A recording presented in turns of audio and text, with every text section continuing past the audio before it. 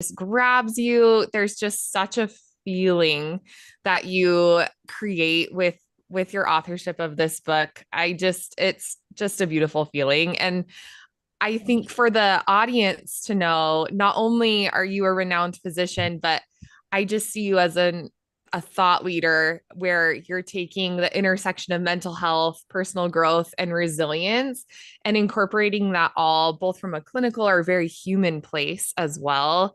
And your insights about the cyclical nature of life in the framework that you introduce us to in the group is just absolutely beautiful. And I love where you talk about how do you achieve balance? How do you achieve joy and fulfillment? And it's absolutely profound. So I want this group on the call to know that Dr. Z has just extensive expertise, deep compassion, and gosh, she's created such an incredible roadmap for us of how do you navigate life's challenges. But I did want to turn the time over to you, Dr. Z, to introduce the group to your book. I know we do have some people that weren't necessarily able to read the whole thing, so that will be a good intro and basis for us to dive in. And then I've got some questions to help with our discussion after that as well.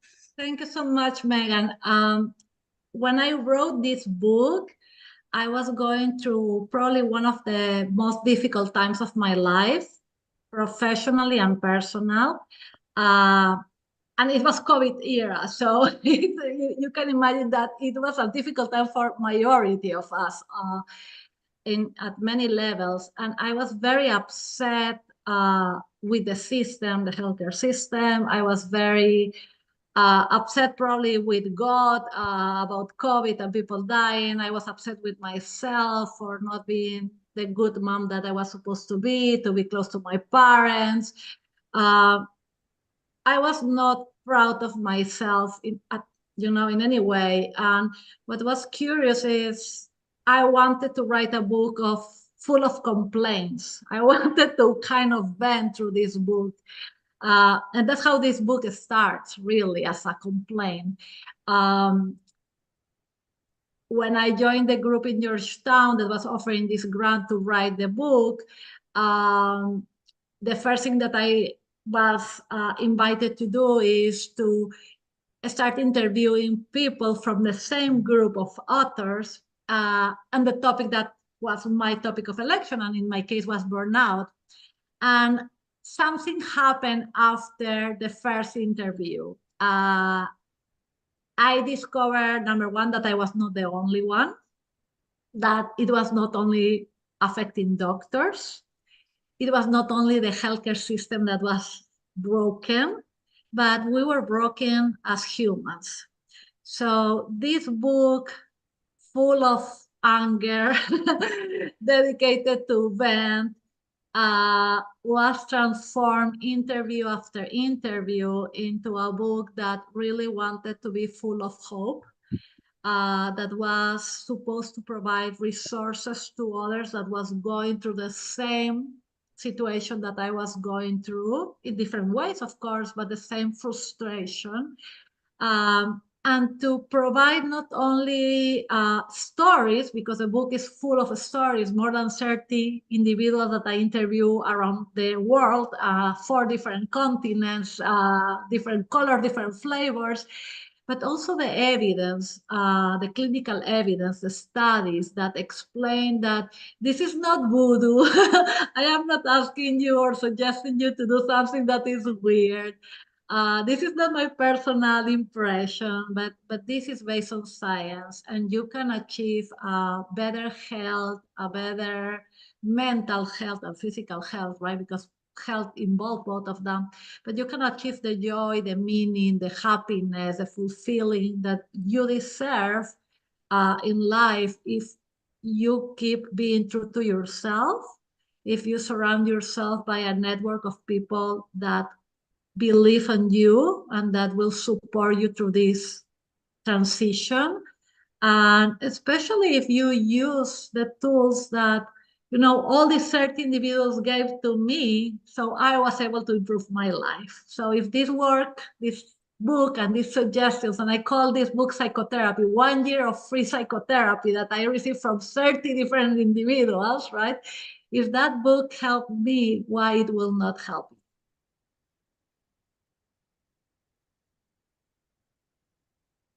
I'm sorry, you are muted, Megan. It's a good thing I'm expressive so we can catch me in those Yes, moments. I saw you. Yes. To say thank you for jumping into that. I feel like what a beautiful book. Like you said, like it's a psychotherapy session. The concepts really are set up to help empathize with the connection we all have to those feelings of burnout or anger, like you were talking about, with the way current systems are set up and the almost the toxic cycles that we can be in, just the way things are set up. I'm curious. So, the 3G cycle that you talk about in the book, how in the world did you land on just three things? I mean, I was just so impressed. So, the 3G cycle is goal, grit, and growth. How did you land there and narrow to those three pillars? So life has been always very complex for me, challenging since I remember, even from childhood. And I have been always very resilient. At least I used before the term resilient. Now I understand that what I was able is to grow during adversity or after adversity, but let's call it resilience anyway.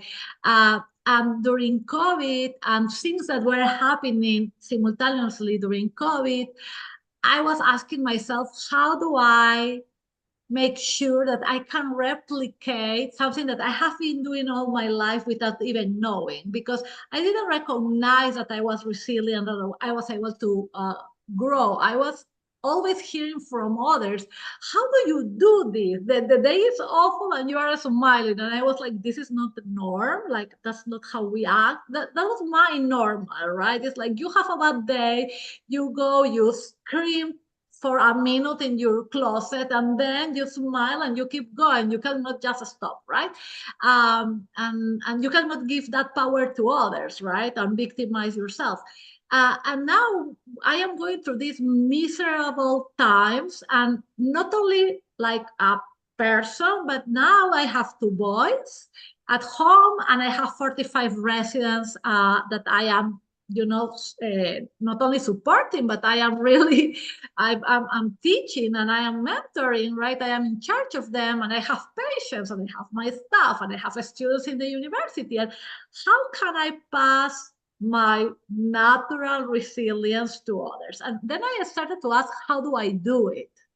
And the truth is that I start really with setting goals. What do I want to do? What do I need to do? What is forced for me to do, right? Because sometimes you don't decide. It's like you have to do this. So when you know what you have to do, you create a plan of how to do it. And if you will do it by yourself, if you will do it with the help of others, if you have the tool to do it, or you need to prepare yourself to do it, right? And as soon as the plan looks, very well done, you have the plan, now it's time to move on and to make it happen. And to make it happen, you need grit, right? This energy inside of you that keeps you going no matter what. And I saw that grit, and you have to understand, as a doctor, I was trained as I am a superhero, I have superpowers, and I don't need anyone, right? So I used to think that I can do everything. I don't need to sleep, I don't need to eat, I will fix everything in front of me. But I discovered that really the grit doesn't come necessarily only from myself, but comes from the cheerleaders that I have around me. And having a network that supports your dreams and that is pushing you when you cannot move also provides you grit, right? Represents grit. And then now you have the energy to keep going, and catalysts come to life, right? Reality slaps your face, and your reality could be a good one, right? Oh, you have the money and you are beautiful and you express yourself so nicely and you have a great network and everything, you go on the red carpet is in front of you and everything happens as you imagine. The opposite is like, no, you are not in that, a special place in life. And maybe you have a disability, maybe you don't have the money, maybe you are sick, maybe you don't have the tools and the skills to do all this. And at that point, you have to decide if you will be a victim of the things that are difficult in front of you, or if you will do something about it. And I will say that if you go through the red carpet, probably you will achieve what you want, but the amount of knowledge and development that you will achieve during the red carpet will be much less than if you have to go through this rocky road of, finding out how you do things when challenges are in front of you. And finally, in theory, I would love to have happy endings all the time. That's not reality, it doesn't happen, right? And maybe this goal, right? You will assume that you should close this achieving your goal. That should be the third G, right? But the reality is that many times we don't achieve our goals because it was too difficult, right? We were not yet prepared. And you could try again. You can learn from what happened. You can prepare for the same challenge again next time. You can maybe change your mind, right? How many of us we wanted this red car or these shoes, and our priorities were like, right, I want to marry a Prince Charming. And then today, all those things are not important anymore. You change your mind, you change your goal. So you don't care if you didn't achieve it. Great that you didn't achieve it, because what you achieve is even better, right? For who you are right now. And sometimes you will suffer because even you try, you don't get that, right? It's not for you. That's life. But what you will achieve all the time, again and again, if you allow yourself to do it, is grow. You will learn. You will meet someone in the road. You will develop a new skill. You will learn who you are inside, because it's very easy to be one person when we are in good times. But who we are when things are difficult is when you really know what are you made of. And that's why goal, grit, grow, because no matter if you achieve or not your goal, you can always achieve the growth that we need to keep growing in life and to become a better version of ourselves.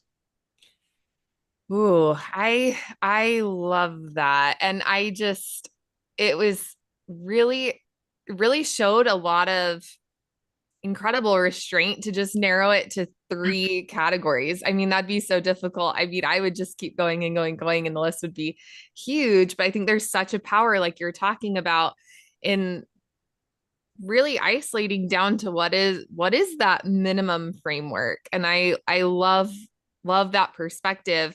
In what you said, I love that you talked about external success versus internal fulfillment was a lot of what I just heard you talk about.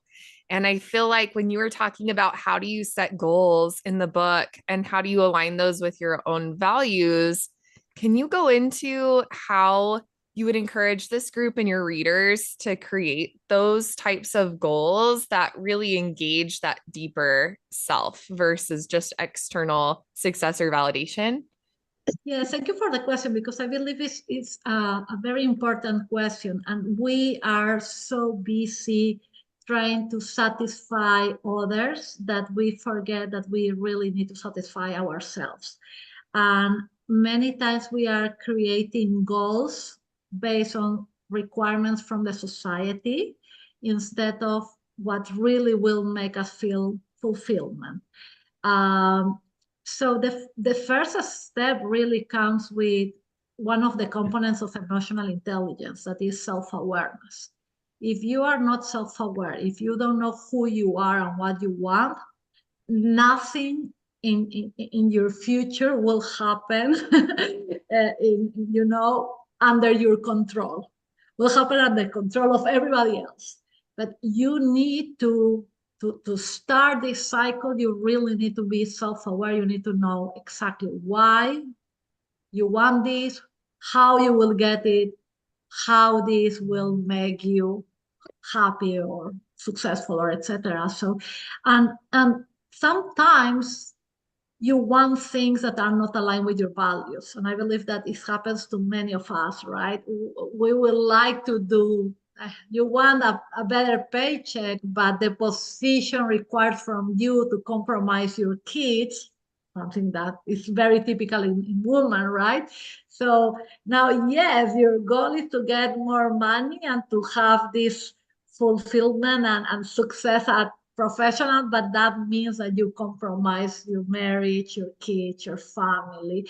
So your values really end being the component that allows you to keep that balance when you have to decide between things that are appealing, but you feel that maybe not. When you are in gray areas, I go back to my values. And the simple way for me, the less sophisticated way for me is I think about if I go today to bed in my pajamas, comfy, I will be able to sleep well, or I will be going around this goal or this decision, right? Again and again, because I am not 100%. And that's my thermometer. Do I feel happy with my decision? Do I feel proud of my decision? If you feel happy and proud, probably you are very aligned with your values. And if the answer is no, so you need to compare your decision against your values and against your reality, right? Because your values and your reality may change with time. Today at 20, you may want certain things that are feasible. And when you are 40, not because you are older, but because the reality that surrounds you doesn't allow you. So reality and values are your thermometer every day. I really like that. Just because they have you in therapy do those values cards. Have you seen those? Like I loved doing those. That was one of my favorite activities, right? Because I was like, I'm killing it. But then also there are a lot of people. The other thing I was thinking about was there are a lot of people who don't know who they are. And do you feel like that's necessary? Like you say in the book says, like you need to know what you are and what your values are. Do you think people can achieve that? Or, I know some people who kind of are more fluid about who they are and what they care about. I believe that we are scared of knowing who we are. Oh, that's really profound. Yeah. I believe that a lot of individuals are more comfortable with the status quo. The status quo is less scary. Learning who you are will open the Pandora box of your beautiful things and your beautiful gaps. And could be very painful, right? And could be very scary. If you see it in that negative way, but you could see it in another way. You can see it in a positive way. What amazing things about myself I don't know. What are the gaps that I have that I could close so I can feel better with myself? And there are gaps that will be there forever. I mean, I personally, I cannot get to any building in my area if I don't use GPS. And I have been living here for 14 years. And, finding places is something that is a big gap. And the question is, do I really need to work on this? And that comes priorities, right? Or should I focus my energy on learning and improving other things that are more priority? And maybe one day, if the GPS disappear, I will be forced to learn how to get to places.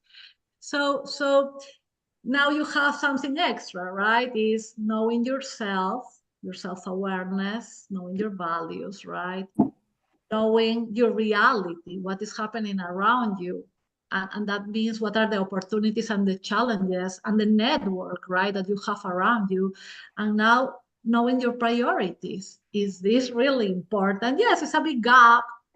It's really important. It will really destroy my plans, or it's something that I can put again back to the Pandora box and keep it there, sleeping.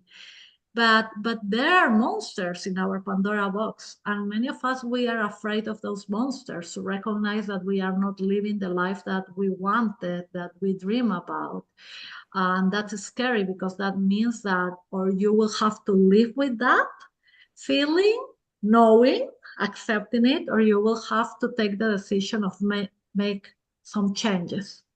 Right. And changes are terrifying for everyone. And I have to accept that for me is, I mean, I hate changes. Even I have been changing all my life.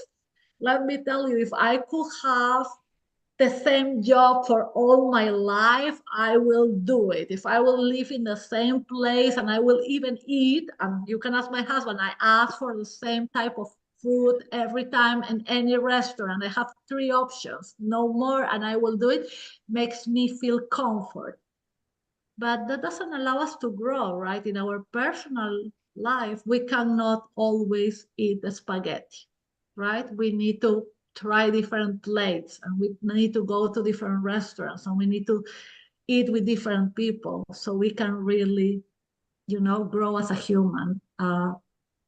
We cannot be the person that we went, we were at 10 or at 15 or at 20 when we are 70. Yeah, I think that's true. I think a lot of people get caught, and it's popular. That's why we have so many people are spectator sports, like it's very easy for us to look externally. Ooh. Yes, because the society has been created in that way, right? And there are studies that show you and compare the view of success as an external success, as an internal success. And I have that exercise even in the book, right? For people to create their tables. And success looks very different when you think about what makes you happy, what makes others happy, right? Or how you make others happy. It's absolutely different. There's a big difference. And yes, I mean, I am a giver by nature. I am probably an altruist person. That's what my husband calls me all the time. And that comes with good things and bad things. By the way, that's not a compliment, especially when it comes from my husband. It's like altruistic person is not a compliment. Actually, it's a very big boo-boo, right? Something that I need to improve. But even then, we need to admit that when we will die, you will not have many or when you will be very sick, not all these people that is applauding you and coming to your parties, and celebrating with you will be available. And not all the diploma certificates, the type of car, the money in the bank, the fancy clothes, they will not come with you where you are going. And the only thing that you will be living, well, if we believe that life ends here, right? At least the only thing that we will be leaving to others is our legacy, is, the love that we provide, the help that we provide, the example that we provide to others. Everything else really will disappear. And something to ask, and maybe that's the next step, right? Is what do you want to be your legacy? And when you create your plans in life, to ask yourself, yeah, my values, my priorities, my reality, and what do I want to have as a legacy? What do I want to be remembered by? Well, what a great way to think about that is, when you're trying to set your goals, a lot of times being forward looking is that kind of scary feeling. But like you suggest, instead, look at it from the end of your life and looking back. Doing that reflective exercise might hopefully open those insights for how do we really overcome the fear there and have a tool to help us really start to create those goals, or start to see how we could set up those types of legacy decisions to prioritize what our effort is going towards. So it's really fascinating. I like in the chat too, Janae and Cherise put a note about, women in particular do feel a lot of pressures to be everything or to do everything. So in that exercise, when you're looking back and trying to say, like, what do you want to accomplish in your life? How do you balance that? Because no one person can possibly do everything. So how does one start to make those prioritization efforts? I don't think that we can even get to a balance. I I just gave up to the balance word. I heard a new term that I am embracing right now, and it's harmony. How you put these things together without them fighting with each other, right? Because balance, again, we live a life that is, and you use that term, right? Fluid. Um, what is true today or what is true at 3 p.m. is not true at 4 p.m. because something happened. So assuming that you can keep balance every moment in your life is truly is impossible. And it's a challenge that we have been placing to ourselves, especially as women, and that is setting us for failure. So we are starting a game that we know we will lose. And that's ridiculous. That's auto-destructive, right? Harmony, to be able to live in your life, in all the areas of your life, right? Because our life is one. We have it maybe divided by areas, right? Work, personal life, or family, right? Friends, etc. Sports, hobbies, whatever you have there. But these different areas need to be able to coexist without taking one from the other, between having, avoiding having friction. So if you are with your friends, that doesn't mean that you are a bad mother and you are a bad wife, right? Or if you work, you are not a bad friend because you are not in all the birthday parties. So you need to be, and that starts a little probably with self-compassion, right? With the concept of, I respect myself. I understand that I am not perfect. And by the way, I am not supposed to be perfect because I am human, right? That's the beauty, right? We are not artificial intelligence. We are humans. Gaps will exist, errors will be made, and I will accept them. I will embrace them. I will be nice with myself about them, and I will continue growing. Sometimes I tell myself this, right? Not only to others, I tell this to others too, but I start telling this to myself is why I don't treat myself as nice as I treat others.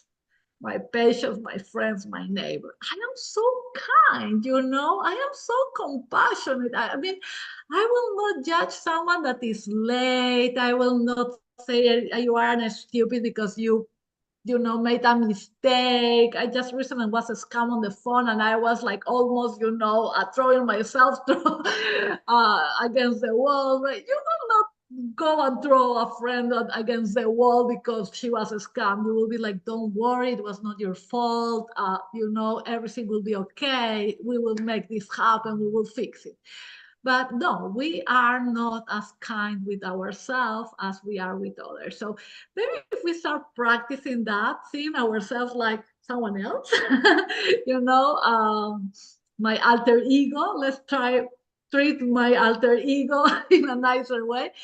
Maybe we will be able to, to have less friction with ourselves and with the different areas of our lives.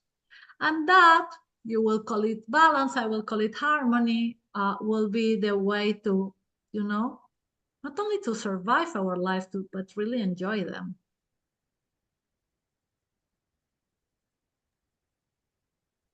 Megan, Okay, I have a question. So much of this speaks to me. I'm one of those people who believe in harmony too. I'm like, we as women are taught that balance is this magical place we arrive in our lives, but that there's no such place that you end up. After the rainbow, right? Yeah, right. You're gonna do all these things and persevere, and then you're gonna arrive at this magical balance. But no, that does not happen. Our lives do intersect, and we do have to find harmony between those things. My question for you is, when things happen that are not within our control. I have to say, I study Ikigai, or the, the study of finding your purpose in life, which is what you speak to in your book about fulfillment and that type of thing, which I found fascinating. The question I have is, when you come up against transitions in your life that are, that you did not cause, or you were not aware of, that this thing just happened, how do you think women and should it sucks, right? It's awful, right? Exactly. Why me? How do you apply your 3 principles in those situations? Because it's almost like, if it's something unexpected, you almost have to recover almost immediately so you can find some type of harmony among that stuff, right? Yes, and I will tell you, I am a victim of these surprises of life, right? And that happened also during my book, right? I discovered that my mom was developing advanced dementia. When I saw her after the 2 years of COVID, she lives in Peru.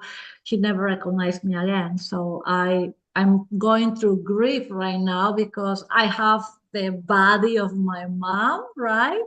I don't have my mom anymore.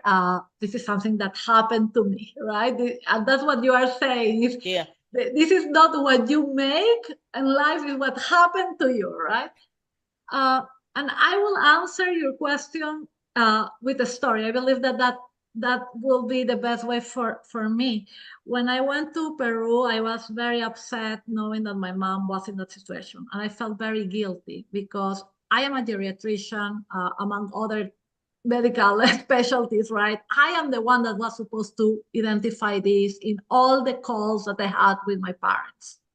My mom will be on the phone. She will talk about things. I will not pay attention because I was typing or multitasking like majority of us we do, right? Or running after my kids that were destroying the house. Homeschooling was not fun. My dad will tell me that everything is okay, and I will not make more questions, right? Ask more questions.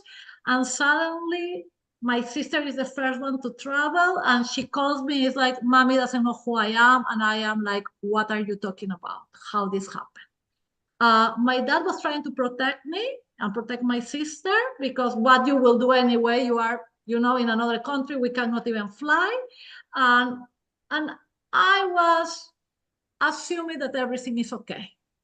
I felt miserable. When I went to visit my mom, I was in my episode of grief, right, in the negotiation. And I gave her pictures, albums from her childhood, when I was a girl, trying to force her to remember.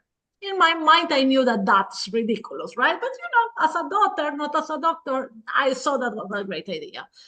And my mom started to move the pictures, and check. And I don't know why I turned my phone on to record this. Don't ask me. And what she said at some point when she was going through the pictures, is like, I had a great life. I was very lucky. I had good parents. I was very, very not well behaved, but even though they were good parents, and I married a good guy, he always was kind with me. And I have 2 great daughters. They are not here with me. I miss them a lot, but I know that they love me and I love them. If I have to go, I can say that I have a great life today. And I have that recorded.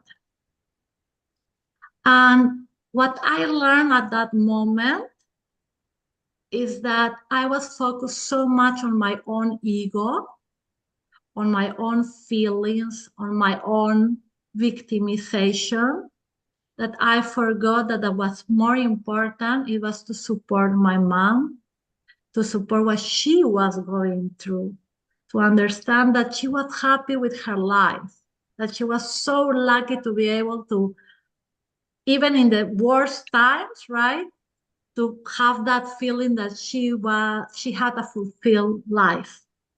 So my mindset changed tremendously. Now I will not cry for my mom. I will not be upset about this. I am not a victim. This didn't happen to me. This is my opportunity to support my mom and support my dad so my mom can end her life in the way that she wanted. My goal was my mom to have quality of life, not to me to feel like I am the best daughter. My priority was my mom and my dad to have everything that they need. Not to me, for me to feel like, oh my gosh, now I have to clean the mess that I did because I feel so guilty. I don't want to die with this guilt, right? And my greed was, I really want this to happen because what happens for them, right, will happen to all the family. And my growth to think less about me, right? This was not about me. And to focus more in my loved ones instead of being focused on everything else. Because at the end, again, what we live in our life is our legacy. What we do with our loved ones and how much we love others. And not the paperwork that we do and the meetings and stuff that are not really meaningful. Love that. Also, thank you for that story. Like Mhm. that was a wonderful story to tell. It's incredibly meaningful. I agree. Thank you.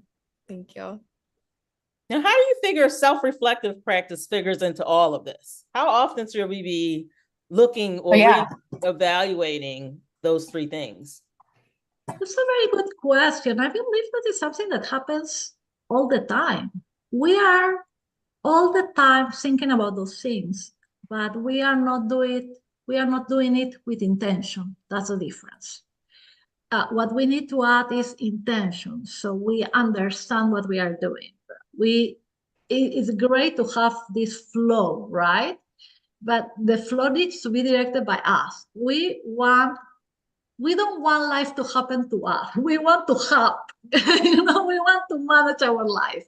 So we need to stop being the victims of our life. We need to start being the ones that drive the car. Yeah. And control as much as we can, right? Because yes, it's true. You mentioned the word control. There are things that we don't control. Yes, but we cannot control everything for sure. But we can control the way that we react to those things, and that's what gives you power, right? If something bad happens to you, and let me tell you, I have tantrums and I am horrible crying. I am the ones that will do a lot of noises. I get red like a tomato, and then I don't know why I itch all over, and I am ridiculous. I mean, really, you can laugh when I cry because I am ridiculous, right? And I cry with movies. I cry so much. So don't believe that I don't cry or I don't do tantrums. I have them. I do them.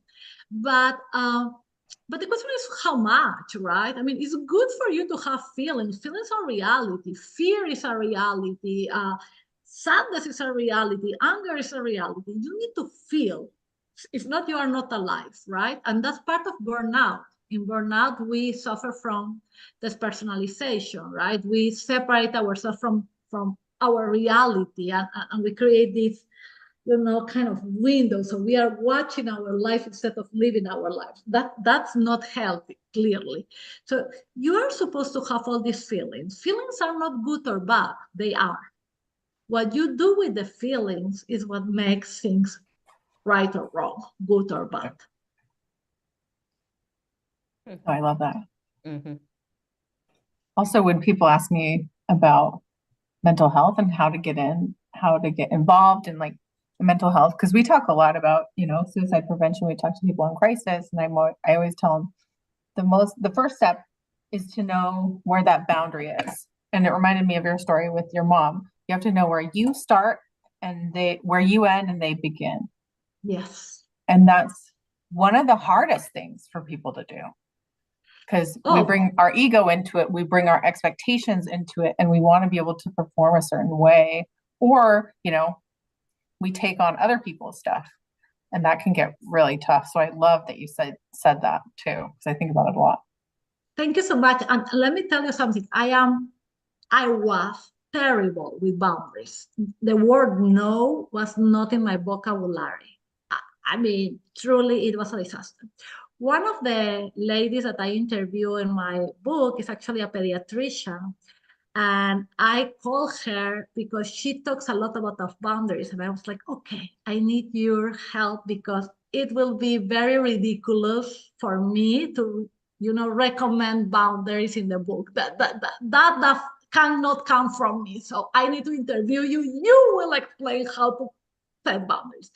And actually, she gave me this beautiful idea, right? That the way that she applies boundaries. And as you can tell, everything that I am saying is not very sophisticated. I am not asking people to get a PhD on mental health or life or parenthood, right? No.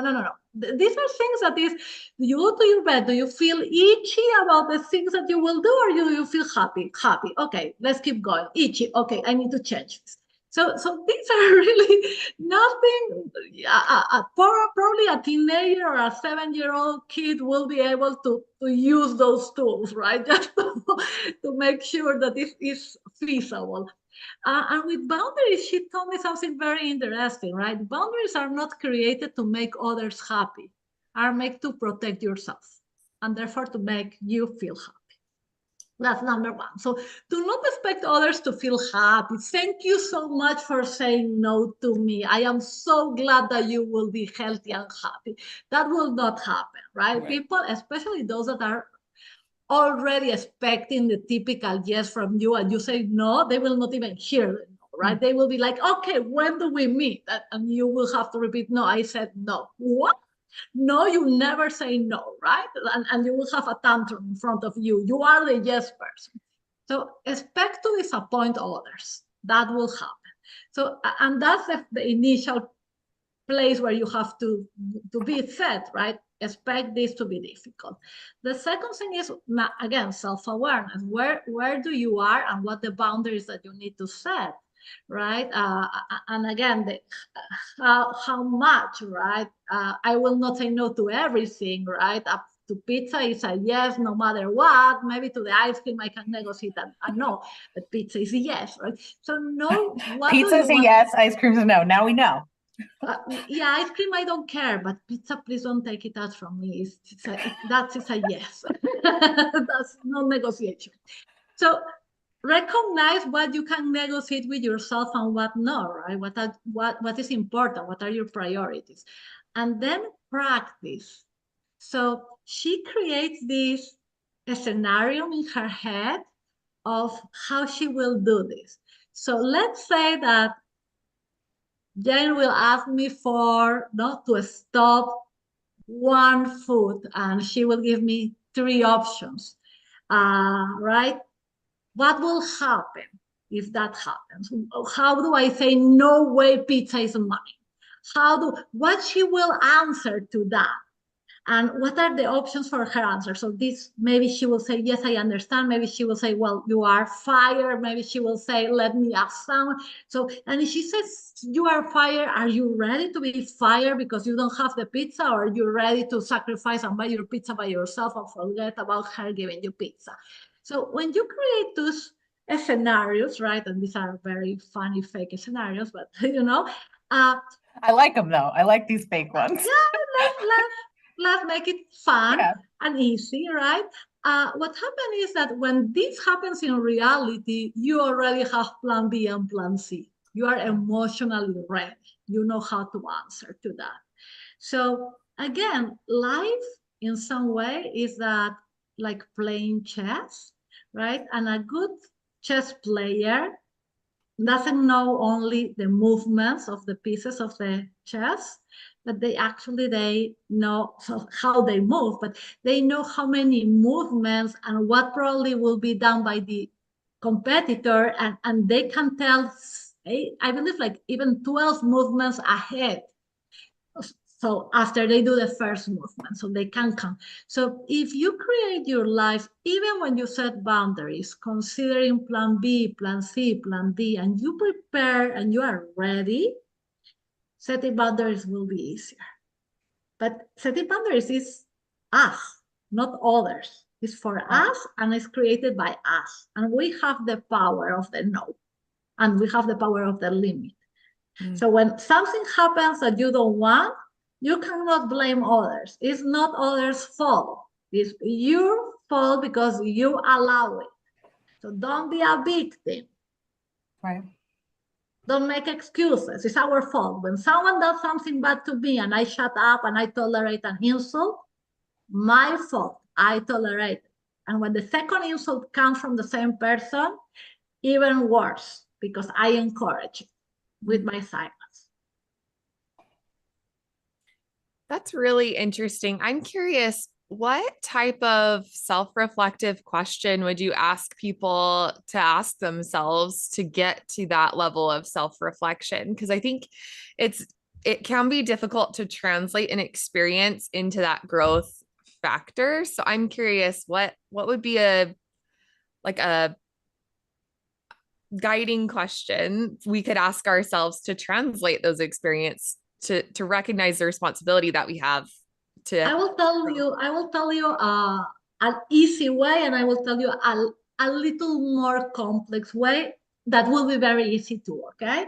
Again, I believe that the things that work they work because they are feasible. If you put people to do very complicated things, they will be excited the first day and they will not do anything the second. So feasible. The first thing that I will suggest is, again, I believe that the best time to reflect is when you are in your bed and nobody's bothering you, right? The silence, your space. Are you happy with your life? As simple as that. Imagine every night as a mindfulness exercise, right? Because that's exactly what it is, or self-reflection. You ask yourself, was this a good day? What did I learn? What I could do better? Do I feel proud of myself? Is this the life that I want to be living? Is this the life that I deserve? And answering those very difficult questions, because these are not simple questions, these are very difficult questions, just in your mind. If you want more complex, or some people can do it, I'm sorry, because I have so many diaries in my drawers. I never use them. I am not a diary person. I cannot do it. Difficult for me. But if you do this just in your mind, imagine the beauty of getting something right from that. Imagine if the answer is not, I don't like my life. I'm not proud of what I am doing. The next question will be, what could I do better? What do I need to change? How can I change this? Who could help me? Mm. And it's just creating this, having curiosity, the reality that this is a demonstration of curiosity. We ask so many questions to others, right? Why Angelina Jolie and Brad Pitt are fighting? I don't understand. They look so good together. Why we don't ask ourselves, why are we fighting? Why are we crying? Why we are not happy? Or why we are so happy? What could we replicate again? What was the amazing thing that happened today that made me so proud that I should keep doing? Because not every question needs to be focused on the negative, right?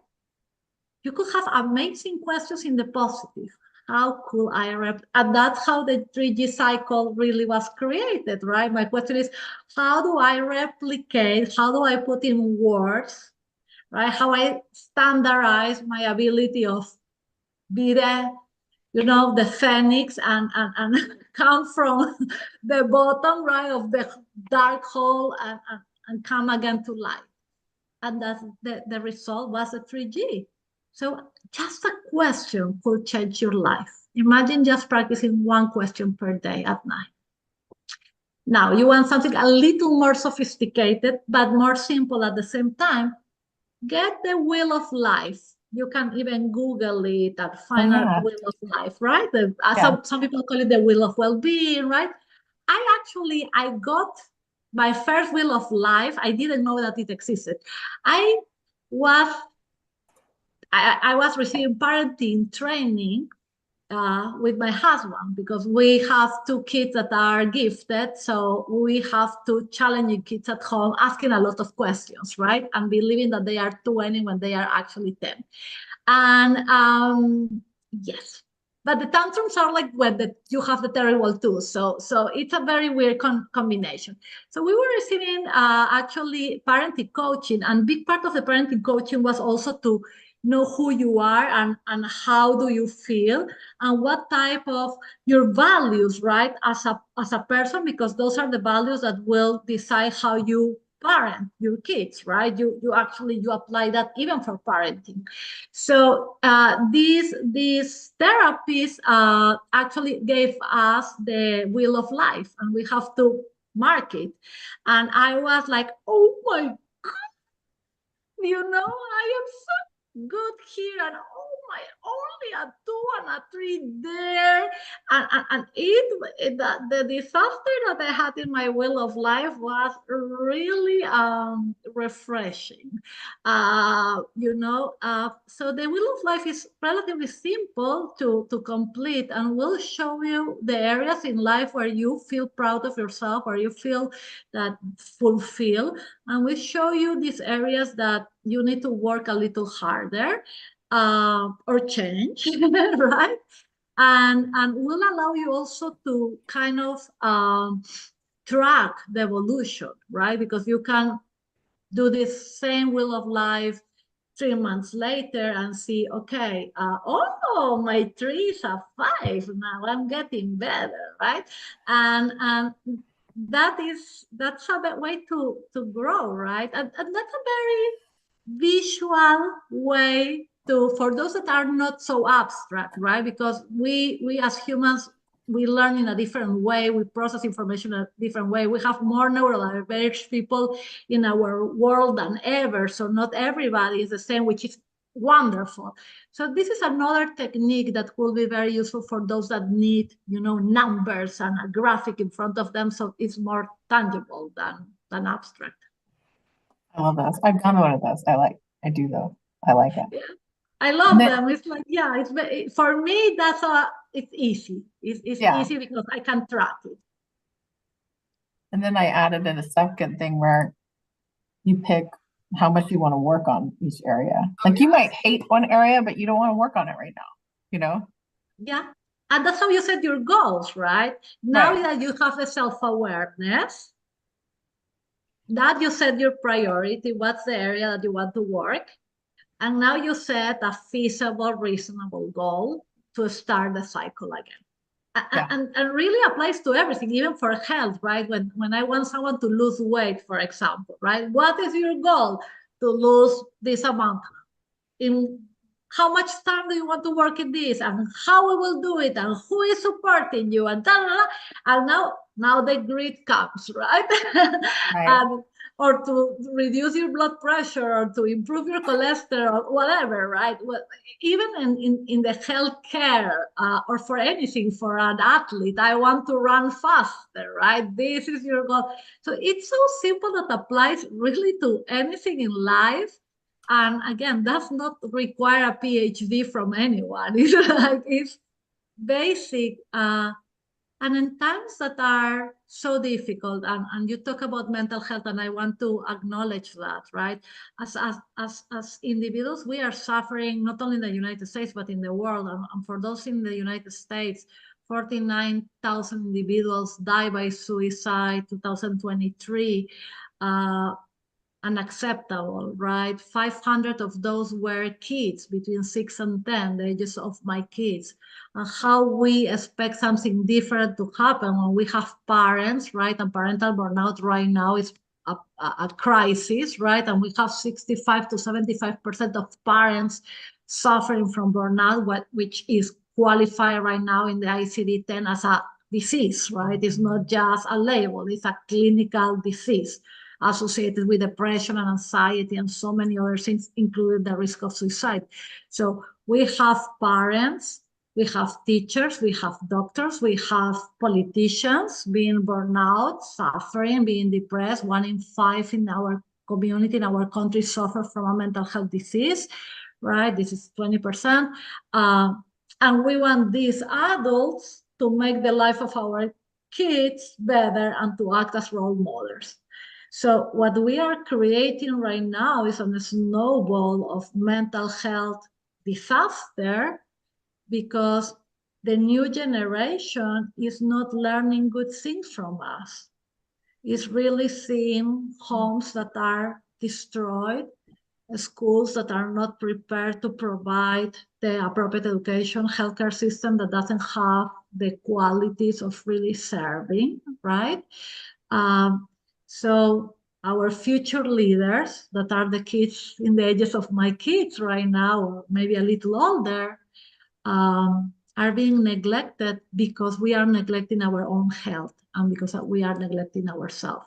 And that's why I repeat this to myself, not only to others, because I am a victim of the same problem and the same gap. We need to start understanding that taking care of ourselves is not selfish, right? It's a responsibility as leaders, as parents, as educators, as role models, because if we don't improve who we are and how we are right now, if we don't get to our best version, what we are creating is a snowball that is affecting not only our kids directly or our patients directly or our students, but really the new generation that will be the one that will be leading our world in the next 20 years. What a powerful, powerful message there. I just want to reiterate, because I know we're almost at time, but gosh, I love the idea of our own self-improvement should absolutely be prioritized, because we have such a strong influence on others, and that is really contagious and has an impact on the world. And I see that so connected to your book, and how the 3G framework can really be that pathway for us to do that self-improvement and self-improvement and self-reflection to get there. How just absolutely meaningful. Dr. Z, thank you. Your insights here are just so powerful. And I'm really excited to take that question of, am I happy with my life and what can I do to change it? Looking at the wheel of life, applying the 3G framework. You've given us a really phenomenal roadmap of how to do those things. And gosh, I love the thought too that you shared, that life doesn't have to be perfect to be fulfilling. We don't have to be everything to everyone to have a fulfilling life. It really is, how aligned are we to our values there to create that meaning and purpose. So just absolutely thank you again, Dr. Z, for joining us and sharing this deep, deep wisdom. And just thank you everyone for contributing questions. I just found this inspiring. And until next time, may we all continue to grow, persevere, and find joy in the cycles of our life, as Dr. Z outlines in her book. Yes, and if you allow me 1 minute or less, my kid, when he was 7, said something that changed my life, and it's part of my book. And he told me, this is your life, this is your journey. And this is your life, this is your choice, this is your journey. And I believe that is so empowering, because if a 7-year-old kid understands that we take decisions in our life and we control our life, and the results of that belong to us. So why adults, we will not take responsibility of our own lives and make it happen the way that we want and the way that we deserve. I love that. I love that too. Thank you, everyone. What a